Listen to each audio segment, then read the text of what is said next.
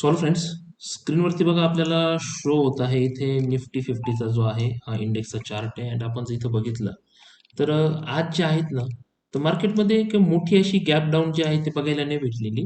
पण इथं या लेवलवरती पहिली जी कॅन्डल आली होती इथून, सो या पहिल्याच कॅन्डलनी जे आहे पहिल्या कॅन्डलनी तुम्हाला चांगल्यापैकी जे आहेत ना, ती एक डाऊन साईडला जे आहे ते मोमेंट दिलेली आहे इथे, राईट. ही जी मोमेंट होती ही डाऊन साईडला होती. सो आपला जो व्ह्यू होता, तर आपण कालपासून जे आहेत ना, कालपासून आपण एक बेरिश ट्रेंडमध्ये होतो.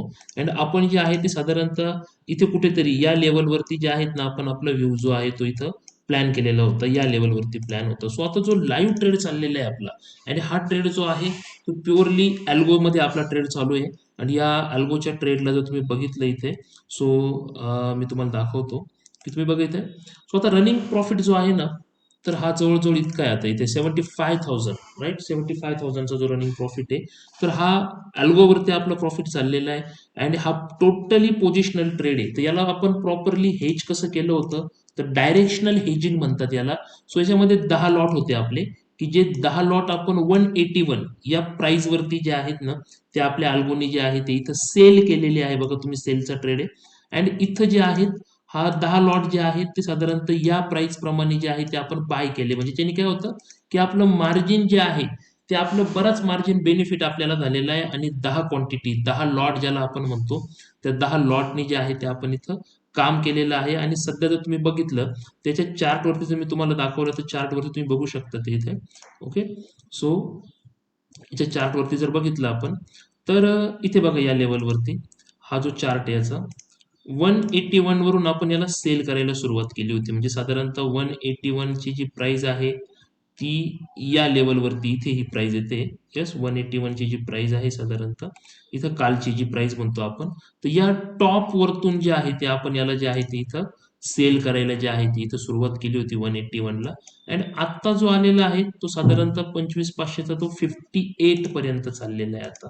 येस, 58 जे आहे तो सध्या रनिंग इथं चालू आहे. 25,500चा जो कॉल आहे, त्या कॉलला आपण 181ला जे आहे ते सेल केलेलं आहे. म्हणजे एकदम टॉपवरती सेल होता त्याचा.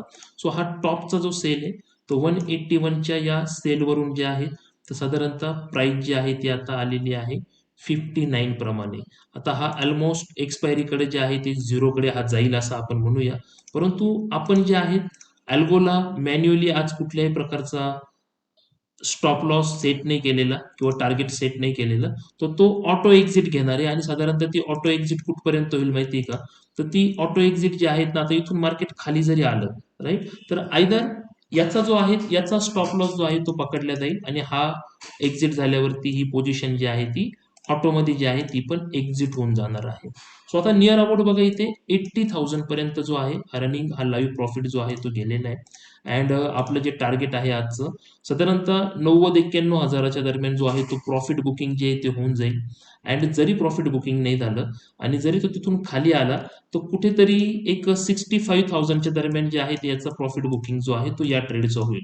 मग हा लॉस जर आपण त्याच्यामध्ये पकडला, साधारणतः 60-61 हजाराचा जो आहे तो आपल्याला प्रॉफिट जो आहे तो बघायला भेटतो, जर आपला ट्रेलिंग स्टॉप लॉस गेला तर. आणि जर आपल्याला जे आहे, आपल्याला जर आपला टार्गेट आला आता सपोज, राईट, ऑटो टार्गेट असणार आहे ते, टार्गेट सेट नाही केलेलं आपण. सो ऑटोमध्ये जर आपलं टार्गेट आलं तर ते टार्गेट असणार आहे आपलं साधारणतः 90 ते 92 हजार रुपयांचं टार्गेट.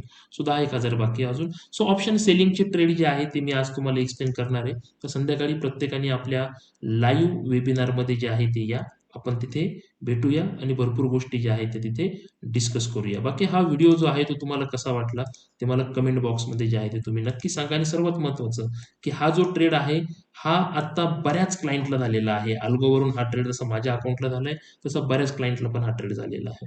So thank you.